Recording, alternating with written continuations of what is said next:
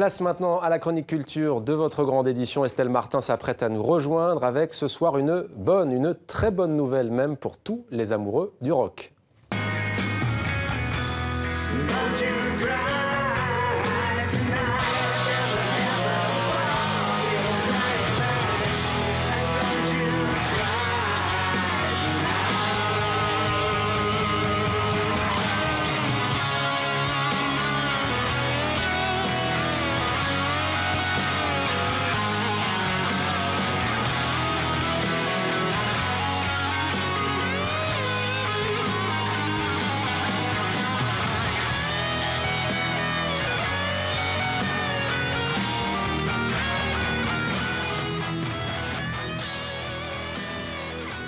Bonsoir Estelle. Bonsoir Mohamed. Ravi de vous retrouver. L'année commence donc très bien pour les fans de Guns N' Roses. Oui, il faut vous dire que ce soir, les fans de Guns N' Roses ne pleurent pas. Enfin, s'ils pleurent, c'est de joie puisque ce célèbre groupe américain se reforme. Les rockers de Los Angeles vont se retrouver dans ce festival très connu. Vous savez, le festival de Coachella aux États-Unis. Notez la date, ce sera le 16 avril. Vous avez préparé votre bandana? Ouais. Et les bottes aussi. À Coachella, il faut toujours des bottes. Alors, c'est officiel puisque Slash, leur guitariste mythique, historique officiel, l'a communiqué sur les réseaux sociaux. Vous voyez qui est Slash? Absolument. Et son haut de forme. Il est là. Voilà. Alors, c'est un membre Toujours original en du forme. groupe et il va enfin retrouver Axl Rose, le chanteur. 20 ans qu'ils se sont perdus de vue.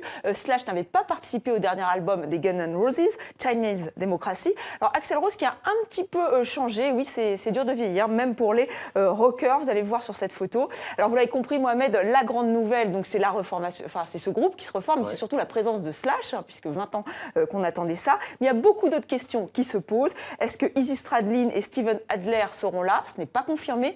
Qui sera à la batterie? Que se passera-t-il après Coachella, après ce concert qui s'annonce mythique? Eh bien, je ne sais pas. Et tous les fans de Guns N' Roses aimeraient bien le savoir, mais ils sont déjà très heureux de savoir que leur groupe préféré sera sur scène. On rappelle qu'ils ont quand même vendu plus de 100 millions d'albums dans le monde. C'est pas mal. Donc on va fêter ça en musique avec un autre titre de Guns N' Roses.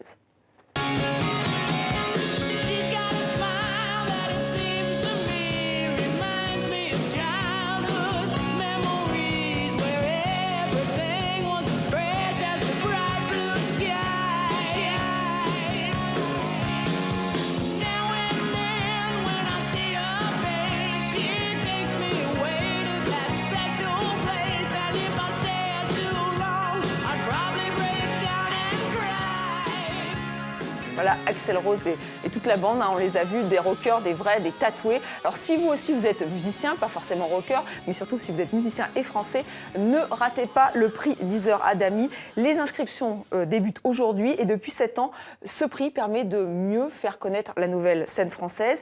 À la clé, il y a un enregistrement, il y a 10 000 €, il y a 3 prix qui sont décernés, le VIP, le pro et le public. En 2015, c'est comme ça qu'on a connu, enfin c'est comme ça que Jeanne Haddad a été révélée. En 2014, il y a eu Pégase, Chassol. Donc il faut aller sur www.prixdeezeradami.com. De la musique, toujours Estelle, mais cette fois du lyrique avec un énorme défi relevé par l'Opéra de Fribourg en Suisse. Oui, alors cette création lyrique aurait pu s'intituler Triple meurtre au Vatican. C'était accrocheur. Bon, malheureusement, les auteurs ont préféré un titre plus sobre, Carlotta ou la Vaticane. Cet opéra contemporain s'inspire d'un fait divers qui s'est passé donc en 98. Le Vatican était sous le choc.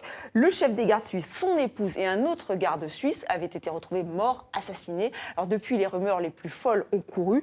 Et donc cet opéra s'inspire très librement de ce triple meurtre. Alors c'est une œuvre moderne mais qui reste très classique dans l'intrigue. 2 hommes aiment une même femme, il y a de l'amour, de la passion, des gardes suisses en veux-tu en voilà, un aquarium en vidéoprojecteur, vous aurez remarqué cette mise en scène très moderne, et tout finira dans un bain de sang puisque c'est de l'opéra, puisque c'est tragique, et c'est un défi donc que relève l'Opéra de Fribourg. Voyez le reportage de nos confrères de la RTS. Créer un opéra de toutes pièces est devenu rare. Un pari d'autant plus risqué que les auteurs l'ont voulu à la fois moderne, populaire et respectueux des codes du genre. Smartphone, bière et jeans s'introduisent donc dans une tragédie amoureuse et lyrique au déroulement classique.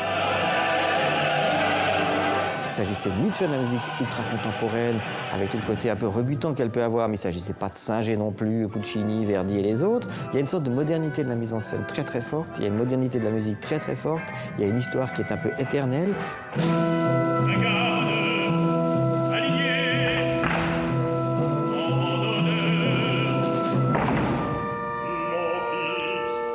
la volonté n'est pas du tout de faire une œuvre contemporaine, une œuvre d'avant-garde, mais d'utiliser, de ne se refuser rien au niveau esthétique. Objectif avoué, réconcilier le grand public avec l'opéra. Un pari sur l'avenir donc pour l'association de l'Opéra de Fribourg, qui fêtera en mai prochain ses 30 années d'existence. L'œuvre sera jouée au Théâtre Équilibre jusqu'au 17 janvier. Du rock, du lyrique, Estelle, et puis des trésors, plus que quelques jours pour découvrir les trésors Sepik. Oui, alors Sepik, rien que le nom est exotique, vous êtes d'accord? Et ça En rime. fait, voilà, c'est celui d'un long fleuve au nord de la Papouasie-Nouvelle-Guinée. Vous voyez, c'est cette île au-dessus de l'Australie. Et pour la première fois en France, cette exposition donne à voir les œuvres du peuple Sepik. C'est au musée du Quai Branly à Paris. Alors c'est vraiment époustouflant. Tous ces objets sculptés faisaient ou font partie du quotidien des Sepik. Il y a 230 objets ou sculptures qui sont exposés. Et les premiers à découvrir des objets Sepik ont été les surréalistes, à commencer par André Breton. Et aujourd'hui, c'est nous qui avons la chance, si vous êtes à Paris, si vous venez à Paris avant le 31 janvier, de découvrir ces magnifiques œuvres du peuple Sepik. C'était Demander le programme. Merci Estelle pour cette chronique culture. À demain. À demain.